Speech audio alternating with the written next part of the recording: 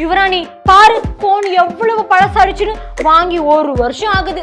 அதான் புதுசா ஒரு 80,000க்கு ஐபோன் வாங்கலான் இருக்கேன். நீ என்ன சொல்ற? உன் சம்பளம் அவ்வளவு ரேஞ்சுக்கு இருந்துச்சுன்னா வாங்கிக்கோ. இப்ப நான் 80,000க்கு போன் வாங்கணும்னா என்னோட சேலரி எவ்வளவு இருக்கணும்? பினான்ஸ்ல ஒரு ரூல் இருக்கு, 20-6-20. 20னா என்னன்னா, சப்போஸ் நீ மொபைல் போனை இஎம்ஐல வாங்க போறதா இருந்தீங்கன்னா டோட்டல் அமௌண்ட்ல இருந்து 20% டவுன் பேமெண்டா கட்டிடணும். இப்ப 80,000 ரூபாய் போன் அப்படின்னா 16,000 ரூபாய் சேவிங்ஸ்ல உன்கிட்ட ஆல்ரெடி இருக்கணும். 6னா என்னன்னா, உன்னோட இஎம்ஐ உடைய மாசம் 6 தான் இருக்கணும். 6 மாசத்துக்குள்ள நீ முடிச்சிடணும். 10,667 ரூபாய் வரும். மூணாவது 20னா உன்னுடைய டோட்டல் சம்பளத்துல இருந்து 20% கம்மியான அமௌண்ட்டை தான் அந்த இஎம்ஐ நீ கட்டணும். இதெல்லாம் பார்க்கும்போது உன்னோட சம்பளம் ஒரு 53,000க்கும் மேல இருந்துச்சுன்னா நீ தாராளமா போன் வாங்கலாம்.